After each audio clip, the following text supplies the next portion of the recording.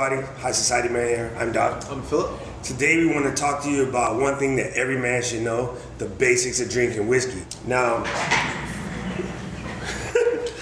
I just decided you needed a guest star on this podcast. wait, we gotta check the shotgun. Who cares? You can sit right there. Oh yeah, you're perfect. You're in there. Hello everybody, this is High Society Man. I am Doc. I'm Philip. This is my buddy John LeBlanc. Yeah! Alright, cool. Today we're going to talk about one thing that basically all men should know. High society or not, you should know a little bit about drinking whiskey. Whiskey is just a man's thing. This is bourbon whiskey, and what makes it bourbon is the way that it's brewed. And we're going to talk about specifically Jim Beam's Devil's Cut. So what makes this is bourbon itself is in 6 years at Jim Beam, minimum 6 years, virgin white oak barrels. Okay? During that process, the barrel soaks up a lot of alcohol. And they use some special technique in order to get said alcohol back out, and they use that to cut, which is like 120 proof, right? 100, 125 proof. So they cut it back to 90 proof. So like it says in the bottle, I got one down here. It says Devil's Cut 90 proof. The way it's normally just cut it with water. These guys are smart. They took the extract out of the barrels after it's soaked for 6 years. They pulled that back out of the barrels with a special proprietary technique, and they used that to cut this and therefore enhance the flavor. So there's a lot of noise about whether you should drink it straight or whether you should drink it on the rocks. I got some rocks down here. Or whether you should cut it with water. We're gonna do all three, and we're just gonna see how this goes, okay? So we got 2 glasses each, okay? These 2 are for you. Oh, thank you. And those 2 are for you. Okay, first thing you do is take a smell. You should always, whiskey, beer, wine, sake, always get to start with this thing right here, because this is your best tool. Also really good for sex, but that's a different story. All right, you got a good smell on that? Yep. It's smoky. Vanilla. Got a little vanilla. And it smells a little herby to me. Okay. But that could be high school, college, coming back. All right, let's take a taste of it straight up. Just don't drink the whole thing, just taste it. I try not to. Sweeter. Oh, that's Smooth. It's sweet. It's smooth, has a little bite at the end. So now, what a lot of people will tell you is that you need to sort of rock it up. So I'm gonna come in here and grab a rock. I'm only gonna use maybe 1 or 2. Pop a couple in your glass. Mahalo. Gonna give it a little shaky shake. Now, which is supposedly, you're cooling it down a little bit and you're getting a little bit of water in it. You're talking like a minor percentage of water, but there'll be a little water in it somewhere. So now, smell it again and see if it smells different. Excuse me, viewers. All right, immediately, the smells go down a little bit, but it seems wider, if that makes sense. And this smells a little bit more florally when it's rocked. Okay, now taste. Easier to drink. It loses some of that initial bite. The flavor, to me, tastes kind of the same, but it's a little bit more prominent, if that makes sense.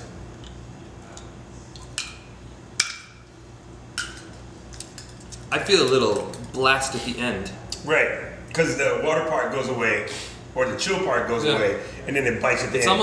It's almost that sensation of carbonation in a way, where it's like almost like tiny bubbles. Kind of like the carbonation, exactly. So now, traditionally, the reason why it's called Scotch on the rocks or bourbon on the rocks or whatever's on the rocks, back in the days in Scotland, when what we know about whiskey sort of came from the Irish and the Scottish. They should literally take granite rocks out of the frozen creek and put it in a cup to chill down the whiskey so you wouldn't water it down. I actually like mine a little bit watered down. So this is kind of like a 2-3% cut. So the other thing that people say is you take water and you cut it by like 12%, 15, 20%. So I'm gonna go and give it a small little blast, which should take you just under the label. That looks like you put in almost as much volume of water as you did. Yeah, it's kind of, that's like a 50-50. Is that what you're trying to do here? Okay, it smells less smoky, but now it smells more vanilla-y to me. It also smells a little bit like leather. Yeah. Right? Yeah. This smells like that wrapper on a cigar as well. Maybe that's what I mean by smoke. Smells like Ron Burgundy. It kind of smells like grandpa. Now take a sip of that. Now, to me, that's nice. It's a very silky flavor now. Right? That's, you know, when you hear OGs talk about Scotch water, this is what they're talking about. So, once again, Devil's Cut, this is new to Jim Beam, but they're coming out with a lot of new stuff this year. It's a little smoky, not too over the top like some of the stuff that I've drank before. It has a slight vanilla touch, and I'm going to say it's a little sweeter.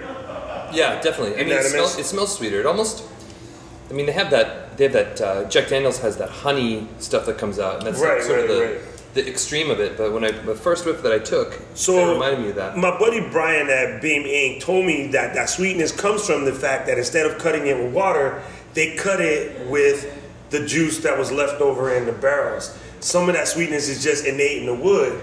So as it soaks in those barrels, they do a minimum of 6 years soak, but they use a flavorist. Some of them might stay longer than 6. They say minimum 6, but he says it could be like 6 to 10, which I didn't know. So do you think some of that is sap that's coming out of it? I think that's sap, yeah, because you're dealing with oak barrels, right? So, and a virgin oak means they only use it once. After they use it, they don't use it again. Other type of liquors will take those bourbon barrels, and some places sell it for charcoal, like bourbon barrel charcoal wood, like for ribs. Yeah. Craziness. I wouldn't soak my ribs in these because I'm drinking it.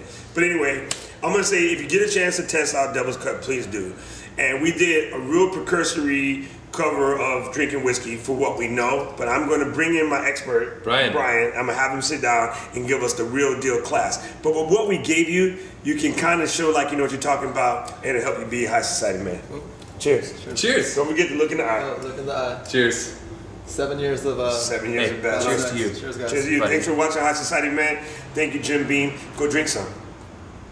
Thanks for having me, guys. Bro.